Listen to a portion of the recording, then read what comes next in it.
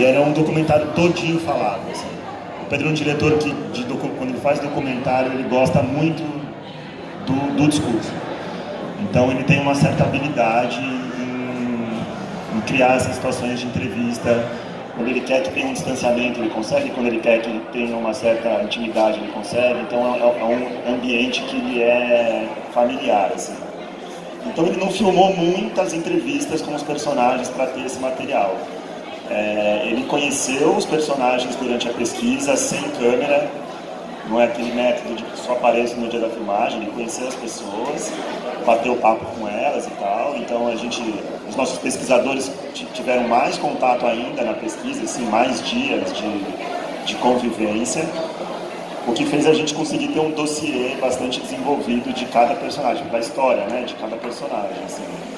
Mas as entrevistas eram um dia, porque tem muitas cenas de cotidiano ou cenas que a gente armou, tipo, vamos marcar um jantar em que tem a Amparo e eu esqueci o nome do filho agora, do Henrique, da Amparo e do Henrique. Então algumas situações a gente propunha, mas eu diria que caiu mais o material do cotidiano do que dos cursos, assim. Obviamente tem muito material de entrevista que não entrou, que aí o Dudu pode falar melhor, mas não é que a gente ficou entrevistando muito não, assim, tinha uma pauta feita pós-pesquisa, já conhecendo o dossiê de cada personagem, e era um dia para uma entrevista para cada um desses familiares.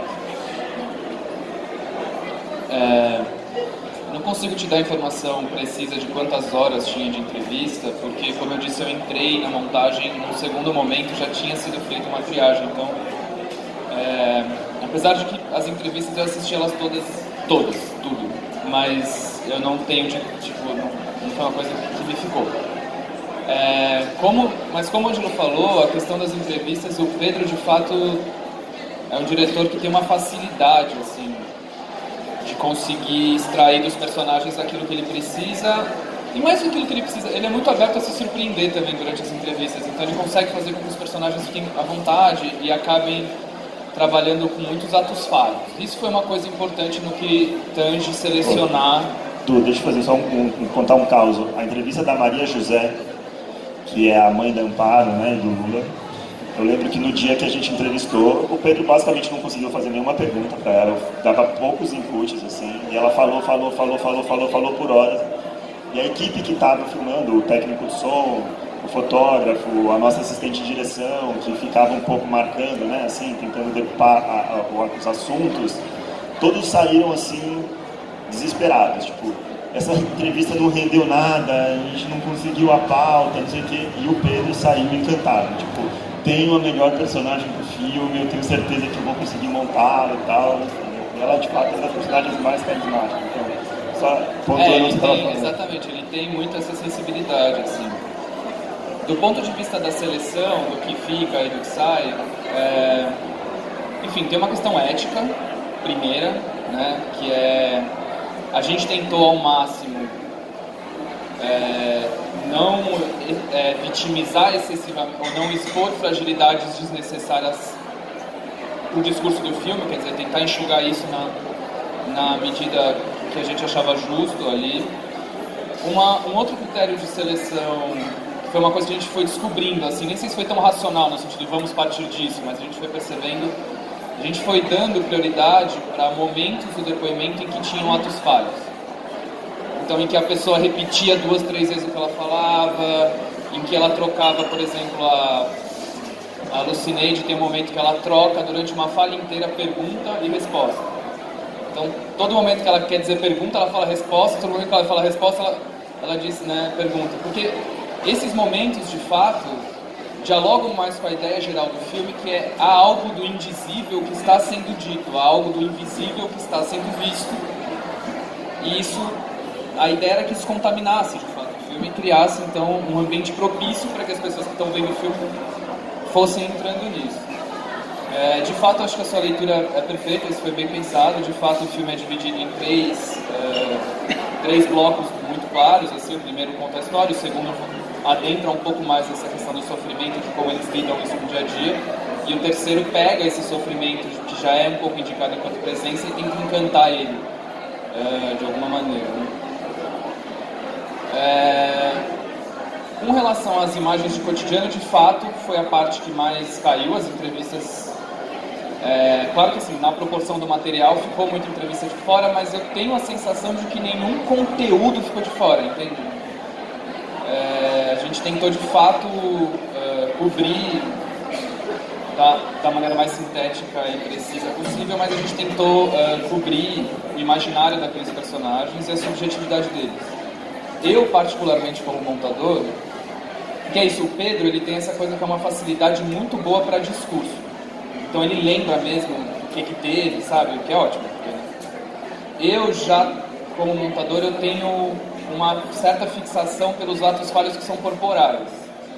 Que é como pisca, onde pausa, se bate o dedo, se vira o braço, né? E eu acho que essa junção acabou funcionando, porque ele acabava cobrindo isso, e eu tentava sempre puxar para uma fala que talvez não fosse a fala mais clara e perfeita, mas que o corpo daquelas pessoas dizia também. Até porque, se vocês repararem no filme, esses impactos traumáticos, né, eles para além do impacto psicológico, eles têm um impacto concreto, físico no corpo. Você vê que são corpos judiados, são corpos cansados, são marcas no rosto.